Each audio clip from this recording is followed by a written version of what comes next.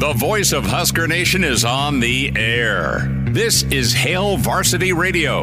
Insight, opinion, expertise, along with the biggest names talking Nebraska sports. Join in with the show at 402-489-1240 or 1-800-825-5865. Now, here are your hosts, Chris Schmidt and Elijah Herbel.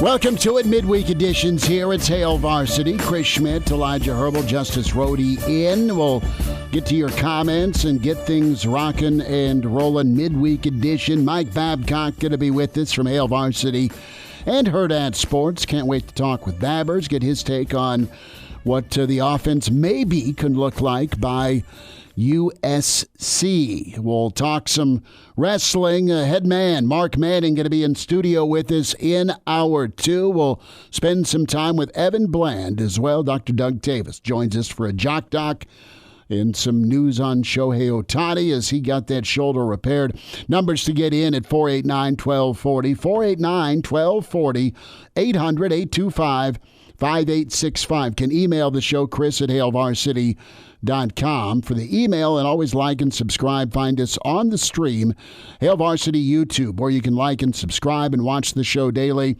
Also, Hail Varsity Radio, Twitter at HVarsity Radio. At Schmidt_radio can give me a follow on Twitter at Herbalescence for Elijah, at Justice Rhody for Justice on Twitter. Might sneak in a little Husker basketball. But a lot to get to. Question for the room and those in the stream, and I'm not trying to poke the bear and wind anyone up or have unnecessary victory laps. I'm not trying to create carnage today. It's Wednesday. It's bye week. Had the Dana news drop yesterday. All that's cool in the football world. But how many folks have you deleted off your? I shouldn't say deleted. Muted. Better word. Muted off your social media platforms today, 24 hours, less than 24 hours after the election. None for me. I haven't done that either. I have not muted nor deleted anybody. Because you've got, both sides. Some folks are cheering, some folks are screaming. And wherever you're using your voice, cheering or screaming, good on you. Totally your call. This is not political. I'm just wondering, though, because it's happened politically where folks have had enough one way or the other, and it's mirrored football.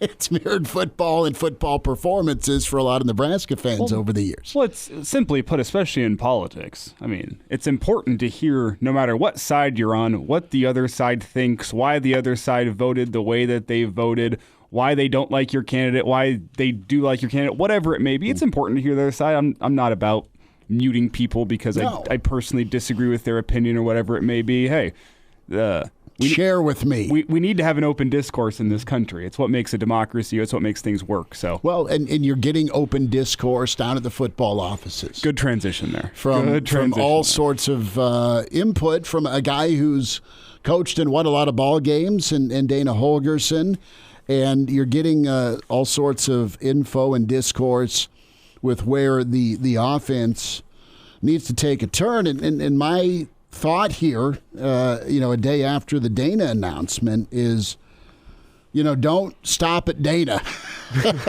Don't stop at Dana when it comes to bringing in folks that can help your football program if you're Matt Rule. Because as you look at it, 3 winnable games, not at the current way you're playing offense or defense. Defense has been more rock solid this season and in the Matt Rule era than most. I mean, Tony White's done a good job. They've allowed 20 points. Ooh, that should be fine. It's not what they want, but if you get over that 14 number, it shouldn't be death taxes and another close loss if you're a Nebraska football fan. So, don't stop at Dana when it comes to input and what's realistic to see here when your tour in L.A., when you find your way into the Coliseum, Elijah Herbel, covering Nebraska USC here a week from Saturday. Are you expecting miracle might be a strong word for the offensive output, but are you expecting better in this short a turnaround time. The ultimate question to me is what is happening behind the scenes? Is Holgorsen getting announced this week because Matt Rule understands the frustration and uneasiness within the fans, so he's saying, look, I'm doing something. Is it a PR move? Look, I'm doing something. Or is it a case of, hey, look, we've brought in Holgorsen, we're still going to let Sack coach out the rest of the year, but we have our guy in waiting if things don't get better? Or is it a legitimate case of, you know what, we're bringing in Holgorsen, he's got free reign over the offense, he's going to tell us what we need to fix, we're going to listen to his suggestions, and we're going to see what we can implement in a 2-week stretch? That's the question to me, is what is the intent of bringing in Holgorsen over the next 3 weeks? What's the impact, right? Yeah. Well, impact and intent are the two. They're two peas in the same pod, Schmitty, because the intent with your hire, I think, determines what the impact of this hire is going to be. Your intent's to fix the offense. To fix...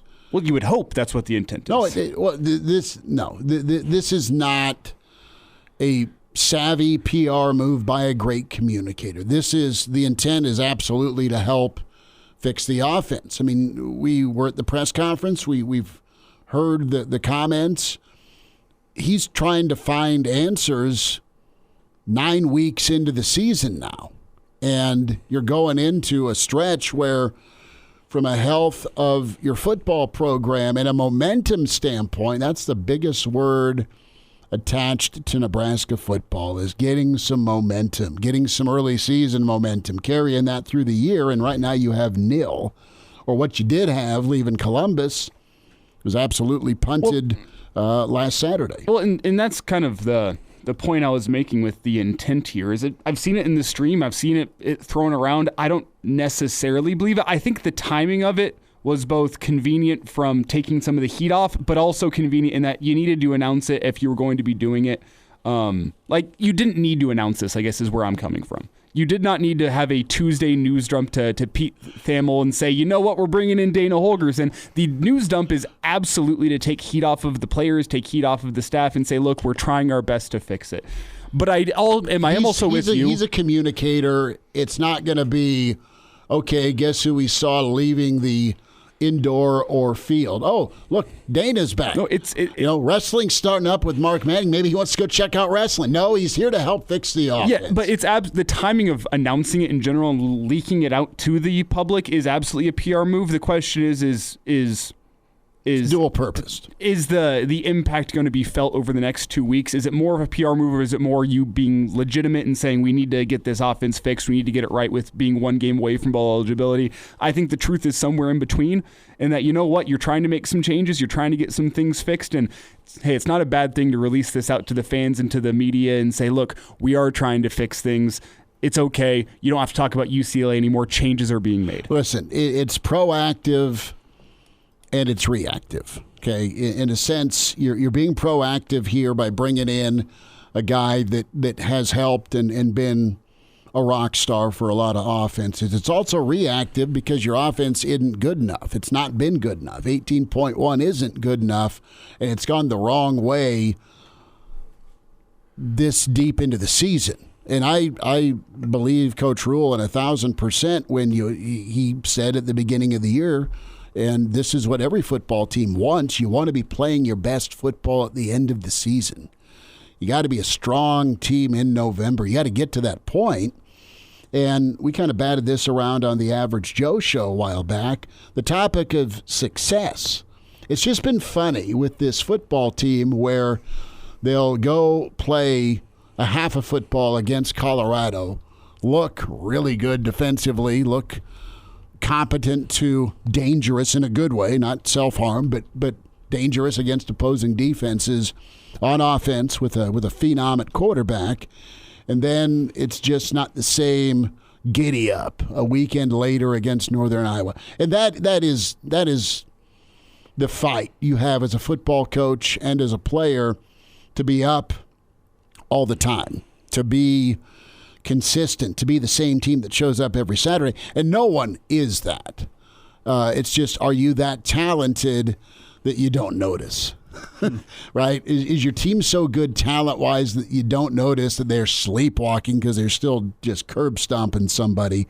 And you've seen Nebraska, or at least good enough a la Ohio State, to just walk away with a victory at the end of the day. You hang on. You hang on. Oh, you got scared, and then you come out and you look like a playoff team. We'll get to some college football playoff ranking results and thoughts, too, as the show moves forward.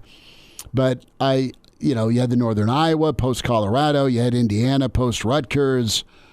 And then you had UCLA post-Ohio State. So the ability to handle success. Is this a team where they've not really tasted a ton of success, so when they taste a little bit of it, they get a win and a hard-fought win, or a team's built up to be, all right, it's Ohio State, dude. They're championship level. Oh, it's Colorado. Remember a year ago. Remember the rivalry. Oh, Rutgers, man, they're a dynamite team. They're unbeaten. That's all true, but you got to follow up a good performance and stack that and then build on it offensively. It's just been so difficult to watch, and it's not the intent. The kids are out there trying to do their best. I totally believe that. And as much as folks are over what has been called on offense, you don't go into a ball game hoping that you're hanging on for dear life 14-7 in the fourth quarter when that thing should have been 35-7. Mm-hmm. So I'm anxious to see where it goes. Let's get some starting five shout-outs going. The other Dave is in. Good to have the other Dave here. Jay checks in and has a thought bubble on how the conversation would go between Satterfield and Dana. We'll let your imagination run wild there. And you, Grandpa, good to have you in. Justin is here. Mike checks in as well. Donnie Trump taking a break from celebrating, says, I won and I'm in. Donnie Trump is in the stream. Uncle Larry is here. Good to have you. A-Dub is here. Anonymous checks in and says this: our current offense is about as similar to the air raid as it is to the wishbone. I'm not sure what we'll be able to do in 2 weeks. I think you can see what you got, and then you're the groceries, make me a meal. Well, let's be, Holgorsen is not coming in making wholesale changes during a bye week. It's little tweaks here and there. Hey, if this running back is running the football well for 3 plays, let him run it a 4th time. Yeah, or little things we talked about yesterday, the depth of the route here is not quite right. Let's get the depth right. Or, hey, with this personnel in, it's clear they can't block on the perimeter. Let's not call this play with this personnel in. Mm-hmm. Little tweaks. You guys know that Nebraska is currently second in the FBS in penalty first downs per game and overall. Yeah. Does not surprise me. I didn't know that until just now. They have drawn 1 billion defensive pass interference calls. The Purdue game alone. That's why you kept watching, because some of us are sickos and bet our kid, hey, I bet you this, I bet you they get a pass interference penalty on this play. But I'll take that bet. You know that without the penalty yardage, they're the worst FBS offense. That's why you have penalties, Justice, to help the offensive cause. You're forcing the defense into those penalties, right? Yeah. Well, let's look at it the other way. All right, say those penalties are completions. Maybe it helps.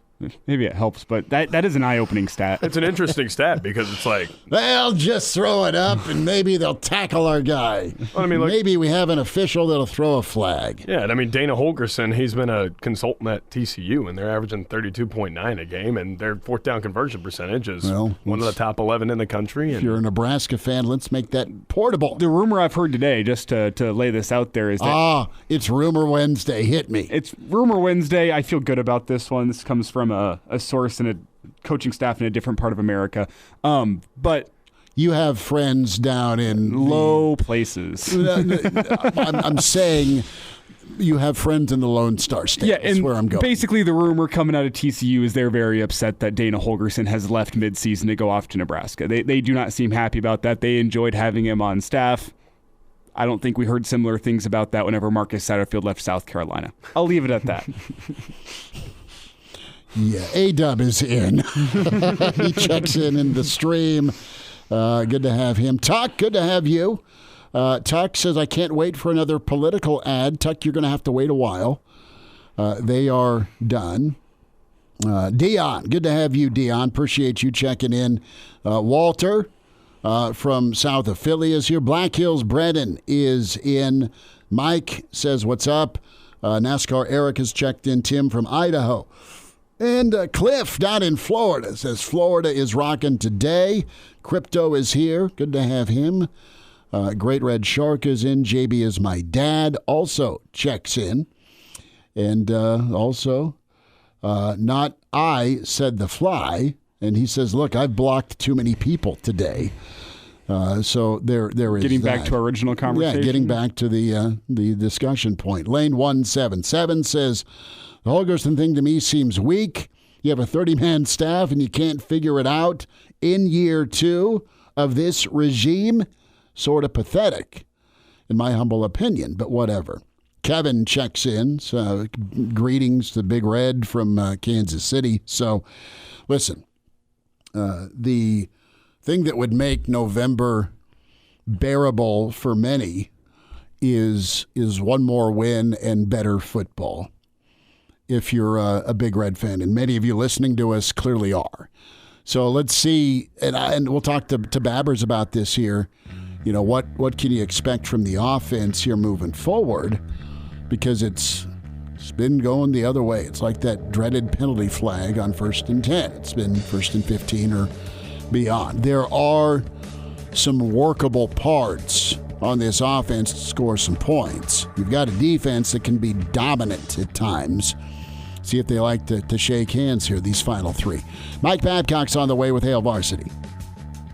And now, back to Hail Varsity Radio. Thanks for hanging out. Great to be with you on a Wednesday. It's Hail Varsity. Chris Schmidt, Elijah Herbel, Justice Rhody, Husker wrestling head coach Mark Manning coming up here at 5:20-ish in studio. Mike Babcock with us. Babbers in his football den at MD Babs on Twitter. You read. Mike with Hail Varsity and Hurrdat Sports. Babbers, how we doing? It's bye week. Have you enjoyed your bye? Yeah, I have. You guys were talking about Garth Brooks today. Is that Friends in Low Places or a little bit? Yeah. Elijah's got sources, contacts in the underworld. Yeah. Yes. So those contacts from the Lone Star State declare that TCU is not happy that old Dana's in Lincoln, losing that football mind, and that is the Horned Frogs' loss. Will it be Nebraska's gain here? Can they get something figured out and flipped, man, for this upcoming game against SC a week from Saturday? Can it be better than a PR move is what I'm saying. You got a week off, I guess, but I think at this point in the season it's going to be difficult to make significant changes. You know, as Elijah mentioned, maybe small things you can do a little bit here or there or whatever, but I don't think that you can make significant changes in a really week, 2 weeks, getting ready for an opponent that is also in a situation where I saw today where USC is switching quarterbacks. They're going mobile. Yeah. Going mobile, and a guy that doesn't throw picks as often, but Miller Moss was a good quarterback. He beat LSU earlier this year. Yeah, but you're 4-5. You're I know. USC, you're 4-5. You weren't supposed to be 4-5. Neither was Nebraska supposed to be 4-5 at this point. Or 5-4, I'm sorry. Yeah, to be fair, let's not get ahead of ourselves, Babbers. Miller Moss did beat LSU, but he did lose to Maryland, so there's the give and the take. Yeah. Miller was out there playing defense, letting that offense score all sorts of unanswered second-half points. You know, I really thought going into UCLA game that would be 6, and I didn't think that 6 would be sufficient to say that this season was a success. You know, I thought that this team had the capability, and you would see something beyond that. And now, obviously, I've had to rethink that position because you got to get bowl eligibility at least minimal. If you don't, it really is like, here we go again, which, you know, Ty Robinson said that's not what this was. But, you know, from a fan standpoint, as people looking at it from the outside, it's here we go again. I mean, that's the mindset. So you bring in somebody It shows, I guess, that you're doing something, but again, I don't know if 2 weeks is sufficient to do anything significant in terms of changing what the offense is. And, it's more complicated than just what the quarterback does or, what a running back does or whatever. I mean, you got what the offensive line does, what the receivers do, and when to pass and when to run the ball and that sort of thing. So I think it's probably a positive, but I don't know. It's not a dramatic positive because I just don't think it can be. Well, as we try to determine if this move is PR, let's keep the Husker fans happy. We know they're upset. Let's show them we're doing something. That's kind of one side of the spectrum. The other side is Holgorsen's going to come in and bring legitimate change to this Husker offense and is going to allow them to get to 6. Those are the two extremes. The truth, probably in my eyes, is somewhere in the middle, as the truth tends to be in the middle of the two extremes. Whenever you are going to be evaluating this offense over the final 3 games, you look at USC, you look at Wisconsin, you look at Iowa, what are some things Husker fans can search for, can watch for with the Husker offense to determine, okay, has Holgorsen truly made an impact on this offense? Well, I think it's going to be subtle enough that you're maybe not going to notice it. I mean, I don't think that there can be dramatic changes that people can look at and say, oh, boy, I didn't expect to see that coming. Because I just don't think that you have the time to do that, particularly when the person who is encouraging you or helping you do that is somebody that just arrived like 1 day ago or whatever, 2 days ago. You just can't do it, I think. You have accountability to people that you've been working with for a season and almost 3/4 of another season or 2/3 of another season, and then you bring in somebody and he's got 2 weeks to make connection with the student athletes and also with the staff, the offensive staff, and also what you're doing on offense. I think that's to ask an awful lot. To get too dramatic in what you do. I mean, you're not going to, Babbers, I don't think you'll switch up personnel per se, but I think you can put one hell of a good script together. You can put and have input on a game plan to come out of the gates firing. And that's one thing that's been lacking. I mean, Nebraska kind of jumped out, had a couple of good drives, got stops. I go back to the Rutgers game. That's a month ago. But you saw him move the ball with some explosive plays. They kind of stuck with the run game a little bit, and might be revisionist history on my part, but it looked good for a half. I think we were all expecting more points in the second half, despite the weather conditions, and Rutgers clearly made Dylan uncomfortable, and it was just let's hang on, and it turned into the rock fight it is. So from a scripting standpoint and drilling down on, okay, here's what we think maybe they can do with the personnel. Here's some strengths. Let's put that in play and start repping it. Yeah, but that Holgorsen would have had to do a lot of studying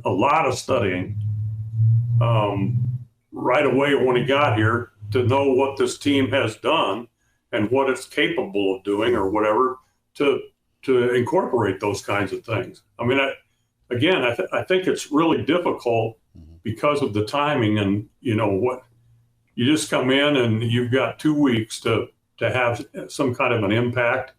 And Elijah's probably right. It's somewhere in between kind of a thing, but I think it's more on the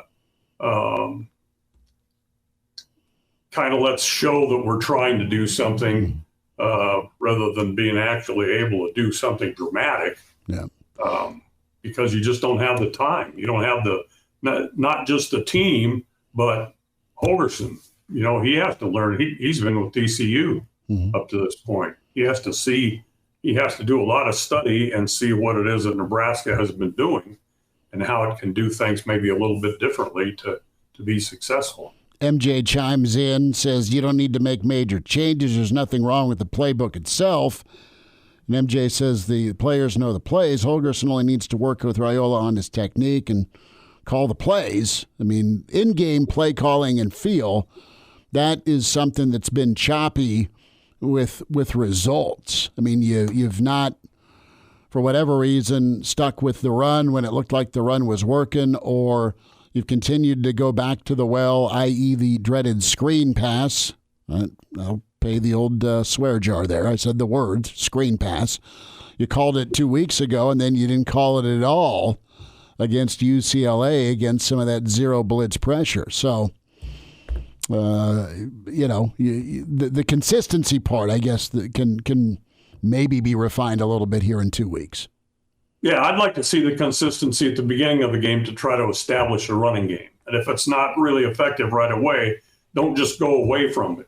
Keep hammering at it to give yourself a chance. So as you move on into the game, you have the ability to establish the run, and then you can play off of that. I think that's important in the Big Ten to be able to do that. And I don't see that consistency early on, which, again, I'm speaking from back in the day, the way Osborne approached it. You might not be successful right away, but keep hammering away at it.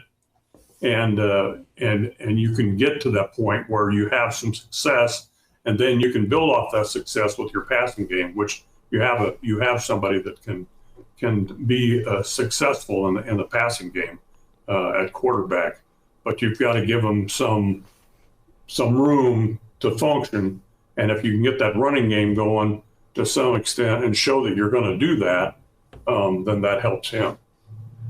Yeah, Mike, I think you hit the nail on the head when you talk about the consistency factor. Do you think that Dana Holgorsen could come in and help Dylan Raiola be more consistent in his processing and the way that he rolls through concepts and some of these things, and help him get more comfortable in what he's seeing as teams have been adjusting to how he plays? Well, I would hope so. And if that's kind of his focus is the quarterback, and what Dylan Raiola does. It's good to know that Dylan should be available to play. There was some concern about that, but I think that's a good thing. And it's probably, as you guys have all pointed out, it's probably the singular focus kind of a thing. What the quarterback does is what something Holgorsen can do when he comes here on short notice. Mike Babcock with us from Hail Varsity and Hurrdat Sports. Babbers, about 90 seconds before we get out. Early impression at all with Husker hoops? Hard to say for me. I got to see. You're trying to put together guys that haven't been necessarily together and get them to meld, and so we'll see how that goes. With they've got some size, that's good. They've obviously got a couple guys that can score. That's good. It just depends on how well they can function together. I think that's the key thing. Nope, chemistry is big. I was never very good at that at school. No, I know. I was more of a physics guy. A couple of big SEC games this weekend. We'll get into the college football playoff and where Indiana is slotted. And Babbers, we appreciate you much, man. Great stuff, and good to talk some ball with you. Thanks for jumping in and joining us, man. Thanks for having me, guys. Appreciate you. There he is, Mike Babcock, with us here from Hail Varsity and Hurrdat Sports. Follow Mike on Twitter at MDBabs and check out his post-game columns on HurrdatSports.com. Check all that out. We'll get to more of your comments in the stream. Open phone lines at 489-1240 till 5. Evan Bland a little bit after 5. Mark Manning, Husker Wrestling in hour 2. It's Hail Varsity. Like and subscribe Hail Varsity YouTube channel to watch the show. And now, back to Hail Varsity Radio. Back into it. It's Hail Varsity. Chris Schmidt, Elijah Herbel, and Justice Rhody. And Big Red Junkie, folks, a good podcast you got to check out. They're asking about Husker Nation, still reeling a little bit. We're going to go cold phone call here, allegedly, and we'll see who's on the line. 489-1240. And Justice, who do we have? Do we get a name? I do not have a name. All right, let's just do it live. All right. Who's with us? I'm Gary. Gary, what do you say? Okay, two things real quick. One about the defense. You know, Northern Iowa was the turning point. We really don't look at it from a fans or from a discussion point of view full enough. Ever since, or they started the fact of teams being able to move the ball, not necessarily always on the ground, but yes, they could not teams couldn't put them all in the end zone because they didn't have the horses. But since Northern Iowa, every team was able to move the ball, A, on the ground to somewhat, and B, if they had a passing game, they moved right down the field. Did they put it in the end zone? No. Our defense had some tremendous stops. But it changed after that Northern Iowa game. Now, the games that came before that, we put way too much emphasis on the fact that was a good part of our season. Those were lower-level teams. We should have been better against them. If you measured against Big Ten schools, you got a whole different outcome. Now, the consultants on the offensive side, yeah, he probably can't work miracles in 2 weeks, but what he can do in a month, 7 days a week, 24 hours a day, and when you look at studying our offense, either we scored real quick or we were 3 and out. There isn't a ton of plays over this season so far. There aren't so many that you would go batty trying to figure out what we're doing, what we're not doing. So I think as an end result, by the time Iowa rolls around, you're going to have a pretty goddamn good idea how much talent we got, what kind of scheme are we using, how are we preparing, and how are we executing to get this thing to work. That's all I have to say. Thank you very much. Great show. Gary, appreciate it. Did that slip through? I think I got the delay down just in time. Aha. Boom. As the phone bank lights up. Did he just say on the air? Don't worry, no one's listening. What's that movie from? Major League. Harry Doyle. Oh. I was thinking radio. Harry Doyle, Major League. He's losing his mind. One hit. That's all we got. For some reason, you can't say that on the air. Don't worry, no one's listening. For some reason, I was thinking Good Morning Vietnam. No. Great movie. One hit. Post game brought to you by I can't find it. The heck with it. All right. Well, Gary, thank you for the phone call. Yeah, Northern Iowa said, you know what? We're undermanned. Our O-line is our bread and butter. We're going to hammer away. Well, what did I say to you before the show started? We are going to hammer away and see if they're tough. What did I tell you before the show? Whenever the vibes have been high for the Husker football team, whenever they've been feeling great about themselves, the next opponent, coincidentally, we'll say that, has driven the field on the first drive against Nebraska's defense. What do they every do? time. They run the football, and they run the football again, and then they throw it, and you're on your heels. They hold on to the ball because you're not getting off the field on third down because it's 3rd and 4. Or, hell, it might be 3rd and 11. And this is so nitpicky about the defense because defense has been great for the most part. Been incredible. Mm-hmm. But look at it. They have to be perfect. After you feel great about yourself following the Colorado win, Northern Iowa on their first drive drives the field on you. Ended in a field goal, but they drove the length of the field on you. And everyone goes, whoa, what was up with that? It ends up being a comfortable win. You still feel good. Illinois comes to town. You still have that good feeling. You're undefeated. What does Illinois do on the first drive? They go drive the length of the field on you and score a touchdown. One of the easiest touchdowns I've seen scored this year. So you lock it back in. Purdue, better defensive performance. You end up winning. You still don't feel great because of the way the first half goes. You have a great defensive performance again against Rutgers. They're undefeated. That's a big win. The Husker defense is back. Everyone's saying it. James Williams with that fantastic fourth quarter performance. It was awesome. You turn around. What does Indiana do? They make it look easy against you on the first drive. You flip it around. You get that 4th down stop against Ohio State because everyone's telling you how bad you are. You're starting to feel good about yourself. Now UCLA drives the length of the field on you in their first drive. It's too consistent for it to be a coincidence. Is you were up 10 on Illinois at one point, 17-7. You had the lead against Ohio State with about 8 minutes left, And as bad as you played against Indiana and against UCLA, you were down 13-7 at one point with the ball driving. And now you're 5-4. You've lost 3 in a row. You've got Dana coming in, and I'm good with that. Good. I'm good to bring him in, not to dwell on this too long or too hard, but see what you can get figured out. And it's, what Gary said, it is kind of about preparation. Rule really, and I'm anxious to see the team react. This not only this week as they're working during the bye week, but also when it comes to these final 3 games.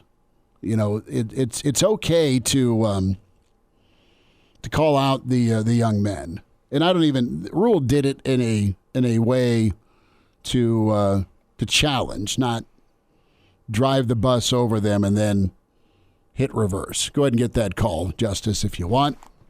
489-1240 to get in. Chris at hailvarsity.com. Brian says, so the moral of the story is take the ball against USC in 2 weeks. Phil says, haha, love the stream, unburdened by what must be. Pretty good. So if you're calling us to jump in on the show, we may not be able to get your name right away, and we'll just go with it. Jeff Snitley checks in from the Boulder Peace Treaty, and someday, Snitley, you and the bro we've explained it a few times on the air what actually happened with the Boulder Peace Treaty, but there needs to be a kind of memoriam. I tried to go put a plaque up, and no. What are you doing here? Yeah. So TBD, what's happening with we have? You want to go check? I think we're okay. Are we? Okay. Well, we'll try and do this again. Do it live. Maybe. So, I like the sound that it's not going over the air, but we just hear the dial tone. Yeah. Let's just try and take this phone call again. So let's pot it up. Go that way. Who do we have here? Welcome to Hail Varsity Radio. Hi, we're playing radio. You make the call. What's your first name? Ron, what do you got to say? About 30 seconds here. Yeah, I think you watch 2 or 3 games within a game when it comes to drive, consistency, flow, effort. I think you start, the new guy coming in and don't have a lot of time. I think you need to play a consistent 4 quarters. All right, thanks, guys. Ron, you are right on. Nebraska has not put a 4-quarter game together, and he nailed it. It is a game within the game. Are you locked in? Are you schemed up? Is your plan taking action? We'll wind down this first hour and can join us 489-1240 or watch Hail Varsity YouTube as can subscribe and like. And now, back to Hail Varsity Radio. 10 minutes away, Evan Bland going to be with us from the Omaha World Herald. Thoughts on Nebraska football. 489-1240, you want to sneak in. Appreciate your phone calls. Appreciate y'all checking in the stream. Hail Varsity YouTube. Mike Babcock with us earlier from Hail Varsity and Hurrdat Sports. And you missed that interview or want to catch it up again, Spotify, iTunes, Google Play, the platforms you can hear Hail Varsity Radio. Search, like, subscribe, feedback. Give us a rating, good, bad, or ugly. We want the feedback. Like and subscribe to YouTube. Hail Varsity YouTube can also watch the show. Hail Varsity Radio Twitter at HVarsity Radio, and go that route. It's a reminder to get buckled up. Coaches make substitutions during the game to get the best player on the field. Getting behind the wheel after drinking also demands a substitution. Impaired driving is deceptively dangerous. A message from the NDOT Highway Safety Office. You had a little bit of history here. From a standpoint of Nebraska. This is Tim. Tim checking in saying, look, Solich was having trouble with the D, needed the new coordinator. He brought in Bo Peliti. And that was to replace a Craig Bull, who went on to be incredible at Wyoming.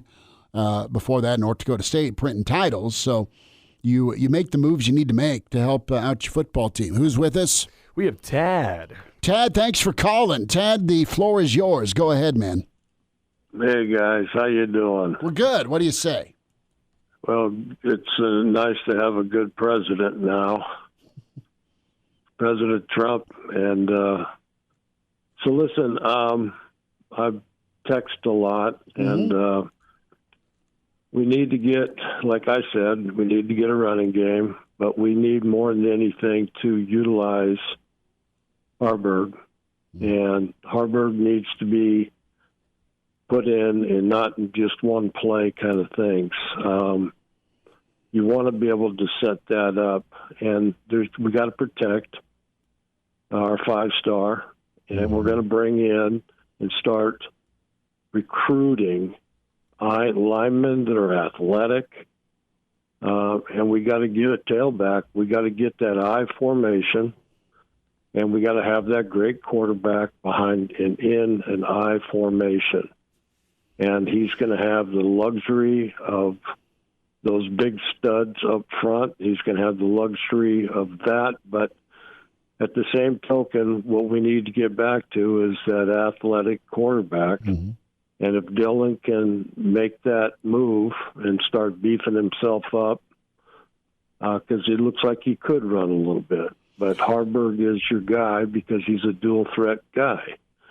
And, unbelievable because, last year he took us to 5 wins, and he was not a quarterback at that time. But now he's had a year under his belt, and you never know, and you got to give him a shot. And that is the plain and simple thing. And Rule has got to let go of this fear of a portal for Raiola and make that tough decision and let that freshman gain some stuff. But, we need to see Harburg, and I think that's what our fans really want to do is see what kind of a position and what kind of an athlete he really is. He is a really great athlete. Tad, appreciate the phone call, bud. We're up against the break. Appreciate you dialing in and listening as always, bud. All right, hour 2's on the way with Hail Varsity. The voice of Husker Nation is on the air. This is Hail Varsity Radio. Insight, opinion, expertise, along with the biggest names talking Nebraska sports. Join in with the show at 402-489-1240 or 1-800-825-5865. Now, here are your hosts, Chris Schmidt and Elijah Herbel. Back with you. It's hour 2 at Hail Varsity. Chris Schmidt, Elijah Herbel. We say hi to Evan Bland, Omaha World Herald, at Evan Bland, OWH. Evan, bye week, but busy week with Dana Holgorsen and Phil Snow and company, man. Some announcements yesterday by Coach Rule. What do you think? Let's start there. I mean, I think the next quiet Nebraska bye week will probably be the first one where something like that happens.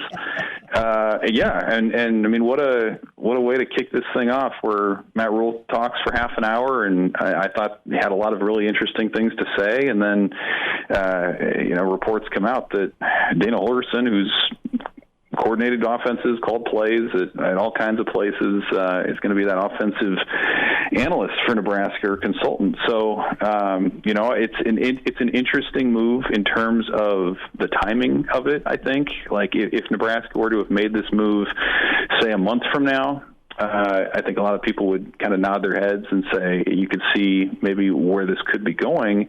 The fact that they're making it now seems to me equal parts proactive when you look at maybe what this could mean for 25 and beyond, and also reactive from what the offense has done to this point. And I think it's also an acknowledgement of the fact that Nebraska still has a lot to play for in this last quarter of the season. And there's a sense of urgency to figuring out this offense to getting win number 6 and potentially more than that, and getting that bowl drought extinguished, and potentially, beating a team where there would be a lot of meaning for Nebraska to beat any of USC, Wisconsin, or Iowa the rest of the way. So if Dana Holgorsen can make an impact on that in a whole bunch of different ways, potentially, then it will be a move that's well worth making. And I think as much as maybe some people can look at the move and say, why didn't Nebraska have this figured out? Why do you need to bring in somebody else? I think there's also a little bit of maybe humility or self-awareness that goes into it for Nebraska to make this move now where they can salvage something out of this season. Evan, what are the things you're going to be watching for over those final 3 games? I know this is a bit early to ask this question with Holgorsen just joining the fray this week, but what are some things you're going to be watching for, aside from maybe the obvious of, points in terms of the impact of Dana Holgorsen and if he's made an impact through these final 3 games? Yeah, what I'm not looking at is a big philosophical change. Like, you look at his background and coming from the Mike Leach tree and the air raid, I don't expect Nebraska to overhaul things and look like mid-2000s Texas Tech at this point. I think it's going to be a little bit more nuanced. So maybe Nebraska plays with a little bit more pace in the games moving forward. Maybe the means by which they are able to call in plays and communicate that to the players streamlines a bit. Maybe, as Matt Rule suggested on Monday, it's more about the game plan itself and the plays that you work on specific to the defense that you're going to see, as opposed to maybe the flow of a game and how you respond in a moment. Maybe it's utilizing players in a little bit of a different way, whether that's your tight ends or your running backs or what have you. So that's kind of the stuff that I'll be looking at is some of those smaller things, and can then that translate to maybe a slightly more effective run game, or finishing at a higher rate in the red zone, where Nebraska's been abysmal lately. If you can make some of those field goals touchdowns even once or twice in a game, that's the difference between winning and losing. So you figure Nebraska's not bringing him in at this point to just sort of sit there and observe. He's going to have a voice, and he's going to have a say or certainly thoughts into how Nebraska does its offense and goes through that process. Again, I don't think it'll be a major philosophical shift, but I do think some of those smaller things could maybe make a difference, especially if some of these games are close down the stretch. Evan Bland joining us here, Hail Varsity Radio. Evan, of course, with the World Herald. Great football coverage from Evan at Evan Bland, OWH, on Twitter. Omaha.com, where you log on and check out his work.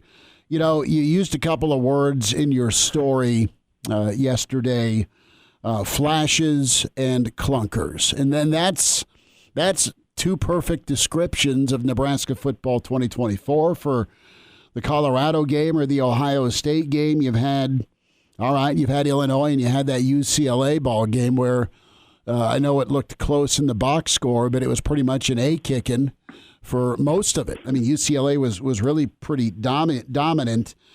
I'm interested here to kind of get your thoughts here, Evan, on Nebraska and their maybe inability to handle success. Elijah and I've kind of kicked this around, but, for whatever reason, Nebraska will come out and play well against Rutgers for a little bit, or at least get a win, right? Get a win against Rutgers, get a win against Colorado. But the very next outing, they just look flat, and they're just going a series of 180s where they're ready to go, and then they look not ready to go, and it's been deep into the season. It's not been an early season thing. Right. And wouldn't it be easier in a sense, if you just kind of knew what it was, and even if it wasn't very good, you would just kind of know, okay, these are the limitations, and this is what you have to work on, and maybe this is where you need to upgrade talent in the off season. But that's not what it's been, as we're talking about here. We've seen little glimpses of what this team can be. The first half against Colorado, which continues to be one of their best moments of the year. The Ohio State game, where they're going toe-to-toe with a $20 million roster, and they look good and they look disciplined, and they're defensively they're swarming to the ball, and offensively they have their explosive moments, and Dylan Raiola looks like the former 5-star prospect that he is. And then you have these other games where just kind of inexplicably, the defense doesn't swarm as much, and the tackling's a little bit more erratic, and every offensive drive is laborious, and special teams is an adventure in the worst kind of way, and you don't know what to expect. And that's what we've talked about for the last 2 or 3 weeks, has been like, what's the level of trust, whether they played well or poorly, that's going to continue into the next game. And I think that's why you saw Matt Rule on Monday just look really as confounded as I can remember him being in his time at Nebraska, where he's examining everything. He's talking about looking at his own approach and saying, should he be harder on the players, and is the way that he's doing it the right way? And then it prompts the moves that we're talking about with Dana Holgorsen and Phil Snow coming in. So like at some point, like Nebraska's been so inconsistent that their staff has said, man, we need some outside eyes to come in and confirm or maybe rebuke what we're seeing, because it's just so hard to get a handle on. And so, how much of that is scheme and coaching? How much of that is the opponents they're playing? How much of that is the players that are out there? I thought that was the other notable piece of Matt Rule's half hour with the media on Monday, was he came as close to calling out the players as he has in his time at Nebraska, saying players need to make the plays too. It's not just about the scheme. So these are things they're all working through. I think you probably will see maybe some more younger guys out there in a week at USC in terms of just younger guys who he continues to mention as playing freer and maybe without some of the baggage or the worry that some of the older players have had. So that's it's what they're working through. It's hard to kind of figure out where that inconsistency comes from. It's not been just one thing, and we'll see if they can sort of even it out here in the fourth quarter of the season. Evan, are you personally surprised that we haven't seen more young guys, as you kind of alluded to, maybe seeing more against USC? Are you surprised that the UCLA game wasn't an opportunity to get some of those guys on the field more than they have been? Well, a couple of guys, sure. I think, Corey Barney's been explosive and exciting, and you expect him to be out there more. Offensively, I think you could say guys like Carter Nelson, maybe you want to see them a little bit more. Defensively, the name you always hear is Vincent Shavers, kind of at that second level. But, I don't know. Beyond a lot of those top 3 or 4 or 5 freshmen, who else are you going to right off the bat? Like, who are those guys that are just overwhelming on scout teams? So, I don't think you're holding those guys back because the older guys are dominating. I think you're holding them back because they're still learning and coming along and growing, and a lot of them are redshirting. But, again, I think Matt Rule recognizes the opportunity that's in front of this team to where, you're building toward 25 and you want to get these guys experience while saving their eligibility. But, man, at the same time, you can end this bowl drought and you can get a big win or two and take some momentum into the offseason. So maybe this is that week where they say, hey, maybe this guy doesn't have the same level of experience. Maybe he's going to make a couple more mistakes, but maybe that's somebody that you can trust more and that you're going to go to war with because, they're going all out all the time and they're not worried about that other stuff. So these are all decisions the coaches are going to have to make. And I'm not sure if the bye week makes that easier or more difficult when you're trying to gauge that sort of thing. But that's kind of where they are right now. I think walking that fine line between looking ahead to next season, but really realizing what's still at stake now. Evan, are we going to see Nebraska on offense finish a drive to go win a football game? I ask that because there's been, 7 or 8 chances in the Rule era to come out on the right end. Just statistical probability would tell you at some point it's got to go the other way. That's confidence. The old law of averages. That's confidence. The tone. It's got to at some point. Like I didn't expect it to happen against UCLA, to be honest with you. I didn't expect it to happen against Ohio State because they haven't shown it, right? Like that's what it comes back to for me is like, once you show that you can do it, then okay, let's talk and we can talk matchups. They haven't shown that they can do it. And maybe, the optimistic side of this would be saying, okay, if you're getting this experience now for Dylan Raiola, that in a year or two, all this experience comes back and it's beneficial, and then maybe this season it provides more of a foundation for what's to come than we can say right now. That's a possibility. But like, I think, you look around the league and who are the teams that have beaten Nebraska right now? They're teams with experienced quarterbacks, with older guys that have been able to make plays. Maybe they're not overflowing with physical ability, but Luke Altmaier is a solid quarterback. Ethan Garbers is a solid quarterback. Like, week in and week out, I think we're learning in the Big Ten, like, those are the guys that you're going to ride with and win some games with. So Nebraska's taken its lumps with Dylan Raiola. It would be interesting in an alternate universe to see what it would have been like with Kyle McCord, coming over from Ohio State. That was on track to happen before Raiola decided to commit to Nebraska, and the Huskers took that pledge. But I don't know that you can confidently say that this is an offense that you feel good about rallying late this season necessarily. But again, maybe the experience that they're building up will lead to something better and more fruitful here in the future. Evan, college football playoff reveal last night. I'm going to go eye test question for you as we wind it down. The eye test of Indiana ranks them where for you? Higher than they are. Yeah. I think what they're ninth in those eighth. rankings. They're eighth. Eighth, okay. I mean, I would put them probably sixth. Mm-hmm. I think a little bit higher than that, and I get that their strength of schedule is an outlier among a lot of those top teams. I think it's outside the top 100, and most of them are quite a bit higher than that. But again, it's always the old adage: you play the teams that are on your schedule, and Indiana's blowing them out. Like, they just blew out Michigan State.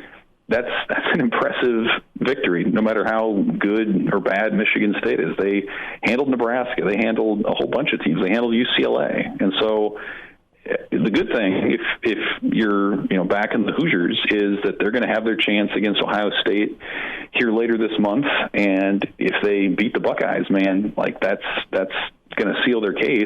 Unfortunately, because of their schedule, if they lose that game, there's a decent chance that they're outside of the CFP, even as a one-loss team. And I think that's a shame. I think Indiana's clearly one of the top 12 teams based on what we've seen so far. And again, maybe that changes depending on how the Ohio State and Michigan games go. But I think the eye test thing that's a dangerous phrase to use if you're on the committee, because it really brings a lot of subjectivity back into this thing. I know they used that term the other night when talking about why they put Miami ahead of BYU. It's a tough place to be, but I think just from what I've seen, man, Indiana absolutely deserves to be in that thing, even with a loss at this point. Well, amen. I mean, I think I'd love to see them take on, and I think they could beat Tennessee. I think they could beat Penn State. I mean, we'll know against Ohio State, and I'd love to see them against Oregon. Give me Indiana at Bama. I'd love to see that. That'd be fun. I think Bama's probably not going to be a team that's going to be hosting in that first round. We'll see, but I don't know. There's so many potential fun matchups in that first round, as we heard from Matt Schick yesterday. Like, man, some of those matchups just really get the juices flowing. Yep, it's bowl games and it's playoffs and it's good football. Evan, we'll talk again next week, bud. Appreciate you giving us a few minutes. You got it, guys. Thanks. Good to spend time with Evan Bland, Hail Varsity Radio, Schmidt, and, of course, Elijah Herbel, Justice Rhody. Mark Manning, head man for Husker Wrestling, is en route. We'll have him in studio. Excited about that. Talk Big Red Wrestling as they have a match coming up here Friday to get their season underway at the Bob Devaney Sports Center, 6 o'clock. And go check out Mark Manning. His crew ranked 4th in the country. You've got some awesome matches set to come to Bob this year. Iowa, Penn State, just to mention a couple of squads in the Big Ten. And, of course, Coach Manning has his crew ready to rock and roll. We'll talk with Coach Manning on the way with Hail Varsity. And now, back to Hail Varsity Radio. Back into it, it's Hail Varsity. Chris Schmidt, Elijah Herbel, Justice Rhody. Let us talk some Nebraska wrestling. And awesome head coach and friend of the show. We love talking with Mark Manning, head Husker wrestler. Coach, how we doing? You ready to get going? Hey, Chris, thanks for having us on. Yeah, we're ready for another great season, and we're ready to get started. So we appreciate you guys having us on, and really getting fans excited about Husker wrestling starting Friday night. It's Coach Mark Manning with us here, Hail Varsity Radio, as we preview the Husker wrestling season just a little bit. And Coach, very exciting. The Huskers ranked in a preseason poll number 4 in the country. I want to get your thoughts on what that means to you, A, and then B, how you keep a team focused on the task at hand, which is the start of the season, as opposed to looking at it and saying, man, we're number 4 in the country. We must be pretty dang good. How do you keep a team focused through that? Yeah, Justin, we really just try to hold our guys accountable and just talk to them a lot about just staying in the moment. It sounds simple, but we just have to take each match for what it is. And, when you get to the Big Ten tournament or you get the NCAA tournament, you're wrestling, maybe 3 matches in a day. And so you just have to focus on each match. You can't get too far ahead of yourself. And so we try to use that dynamic and kind of that parable of just staying in the moment, staying present and focusing on what's right in front of you. And it's, we have a number of things we try to do with our guys of teach them life lessons. You have to be able to, manage prosperity and got to be able to manage, negativity and bad moments. So, all that goes in hand and just staying focused on what's in front of us. And that's Friday night. And we have practice tomorrow. So that's really what I'm focused about. But, it's exciting. Mark Manning with us, Nebraska Wrestling, Bob Devaney Sports Center, Utah Valley, 6 o'clock Friday. Get there, an incredible home slate for Nebraska Wrestling.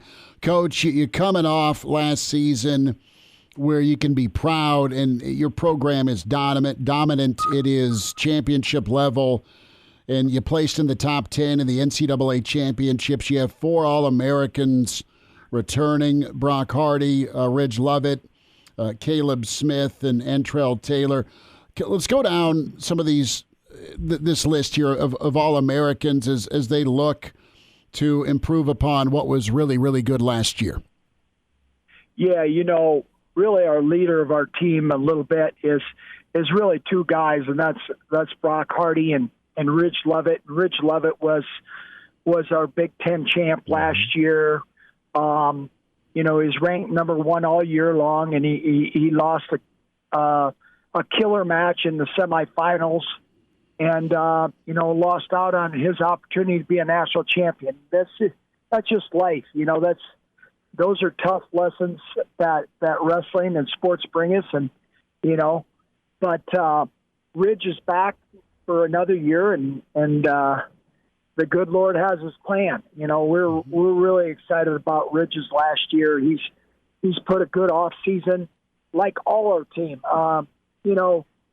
We've always had guys that are very, very dedicated, but this year, this team is the most hardest working team I've ever been around. Wow. As far as a group. 30 guys in our room. We've had 30 guys in our wrestling room all spring and summer. In the fall, they just really put in the work. They really love it. And, it shows by 4 of our guys. Entrell Taylor, who's a freshman All-American, like you mentioned, he's going down to 165, or from 165 to 157.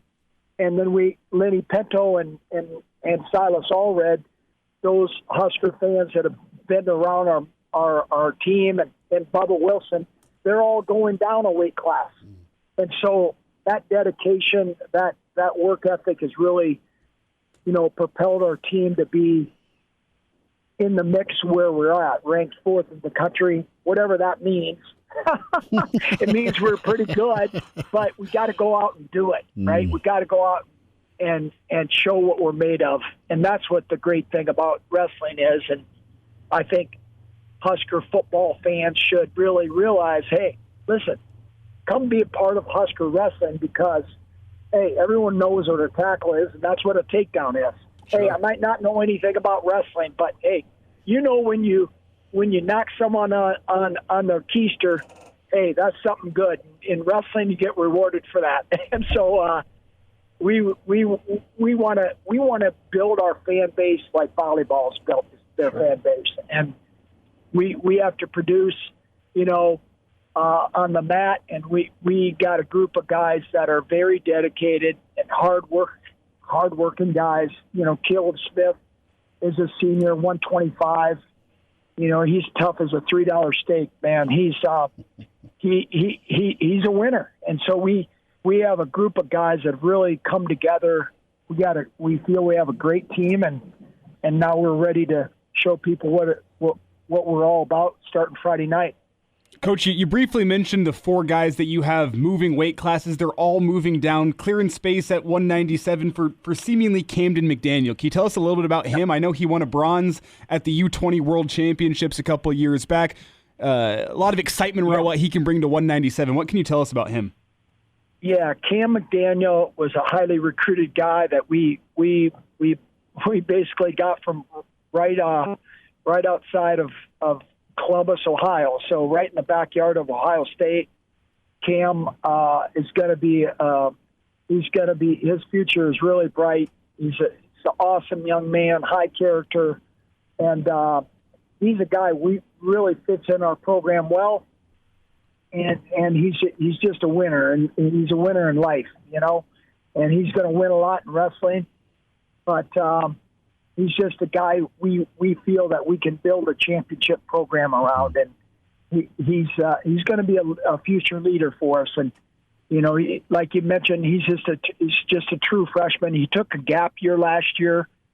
He went to the Olympic Training Center and took a year of development, and before he started his college career, and we're really grateful for that. He won a couple college open tournaments, so Cam is he's pretty seasoned, even though he's just a true freshman. Yeah, Coach Mark Manning with us. Coach, I wanted to ask you a little bit about, the psychology of these first couple duels, right? You got Utah Valley, then you go to Bowie's Creek, North Carolina to take on Campbell, and then you go to Chapel Hill to take on North Carolina.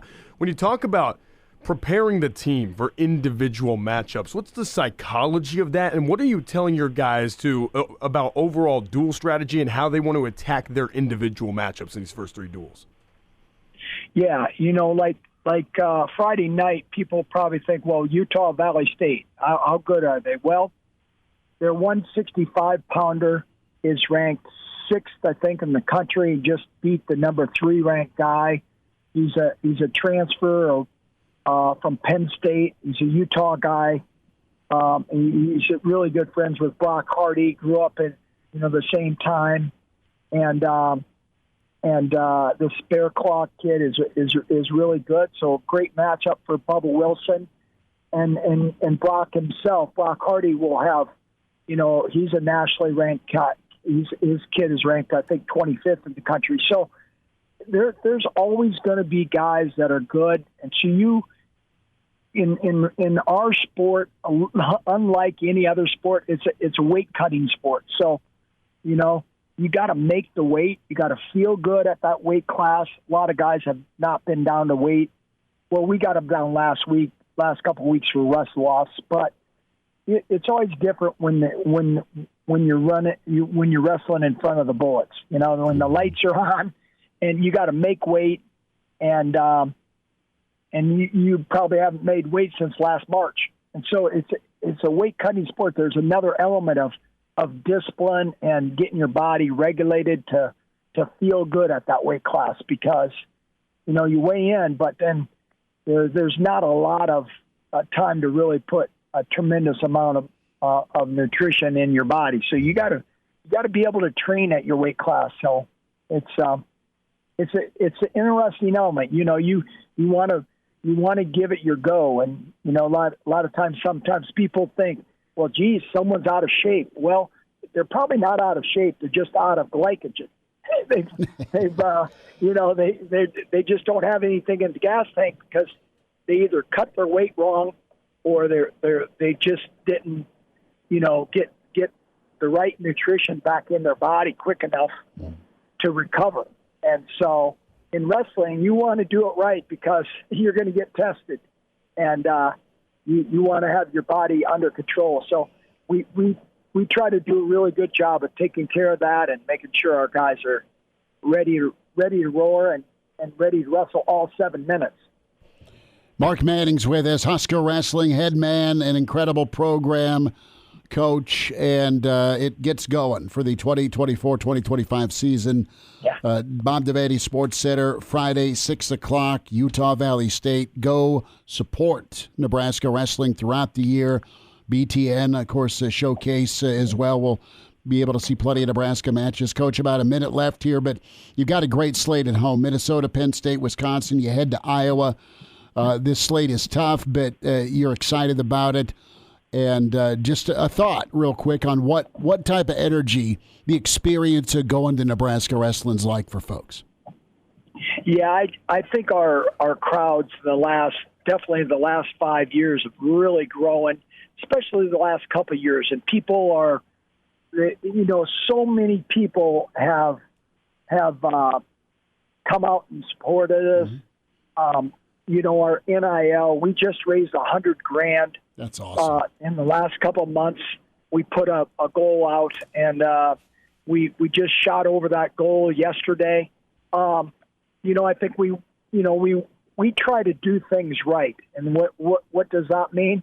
We want to represent Nebraska and Nebraska wrestling in the best light, and that is, we want to be tough, we want to be together, and our guys are going to give great effort each and every time, and they're going to wrestle hard for their team and for the letter N on their chest.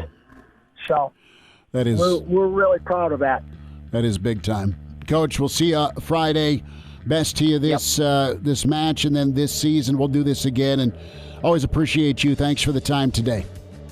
Yeah, thanks a lot. Appreciate the fans and ready to pack that Bob Devaney Center. So thank you and appreciate. Go Huskers. All right, Thanks, Coach. You take care. There he is, Mark Manning, with us here on Hail Varsity Radio. A Jock Doc's on the way. And now, back to Hail Varsity Radio. Back into it at Hail Varsity. Time for a Jock Doc Wednesday. Nebraska Orthopedic Center. Dr. Doug Toewes with us. Dr. Doug, it's been a while, man. How we doing? Doing pretty good, Chris. It's really good to talk to you again. Well, appreciate you making time for us, and we're going to talk Shohei Ohtani and what a World Series it was with the Dodgers and Yanks, Dr. Doug, and Shohei gutted it out. His performance showed that he needed shoulder surgery, and he had that yesterday. Torn labrum. Let's start there. And we kind of all remember the moment where he's sliding into second and kind of bangs up that shoulder. Yeah, a guy as good as that, that puts himself out there all the time, all the bases he stole this year, and some of these kind of weird injuries can pop up with that. And shoulder subluxation, which is basically what happened with that, meaning that his left shoulder kind of popped out of place partially, can leave him with a tough spot, and that's the tear of the labrum. Really tough injury for a guy like that. Well, noticeable pain as he continued to play 1 for 11, but his mates picked him up. And let's spend some time on Shohei's not only procedure, the fix, but also the recovery here, so he can get back to being the best there is. Yeah, so that he is. So the labrum is the anchor point in the shoulder for the ligaments that hold the ball in the socket. Okay, so just like your ACL in your knee holds your thigh bone, your leg bone together, the ligaments up in the shoulder are what keep the ball from sliding out of the socket. So where those ligaments attach onto the socket is called the labrum. And when the ball slides out forcefully, like his did, then it tears that labral tissue away from the bone. And so to get through that and get a good functional shoulder again, a lot of times the answer is going in there and repairing that tissue back down onto the bone. So we do that by arthroscopically putting in some anchors into the bone, and then those anchors have some thread or suture attached to it, and that you weave up through the tissue, and then as you tie that down, that's what creates the healing or the fix for it. But it's kind of a good thing that it's his left shoulder, in all honesty. He certainly could have had more difficulties if it was the right side. Yeah, Dr. Doug, the right side would be disaster considering he's a right-handed pitcher coming back from that UCL injury as well. The left side, that's where I kind of wanted to go. In the actual course of Shohei Ohtani swinging the bat, how much does the left shoulder impact that? We know after the injury in Game 2, he went on to go 1 of 14 with no extra base hits in Games 3, 4, and 5. A far cry from what he usually does at the plate. What's your take on how this left shoulder, even once it's recovered from this surgery, how will that be affected throughout the course of his plate appearances maybe next season? Yeah, the reality of it is that you've got to have a stable sort of tripod to hit a baseball, if you want to say it that way. You need both your arms, you need your core of your body in order to absorb that stress of the bat hitting the ball. And if his left shoulder is not stable, then when he tries to reach out and swing that bat, he doesn't have that stable base for that ball to bounce off of, if you want to say it that way, out, off the bat. And you could really see it with him when, anything that was on the outside corner and he's trying to reach for it, he just can't reach for it because his shoulder would try and pop out of place or at least partially pop out. So, really, that left shoulder is really critical, even though it's his non-dominant shoulder. So coming back from it, the good news with that is that the stability restoration can be really, really good. And you can be in a situation where, especially on the the non-throwing, non-dominant side, he realistically could come back and be as good as what he was before. Dr. Doug Toewes with us, Nebraska Orthopedic Center at Jock Doc Wednesday. The update on Shohei Ohtani and that shoulder surgery after the subluxation. You look at the fact Shohei was doing and regularly throwing bullpen sessions. He's had 2 major elbow surgeries coming back from that. And now, Dr. Doug, let's talk recovery time for this shoulder ahead of spring training. What's the timeline? Yeah, I think he's in pretty good shape in that way, too, because this being the non-dominant side again, he isn't going to have to sort of find that muscle memory on the left side the way that he would on his right side.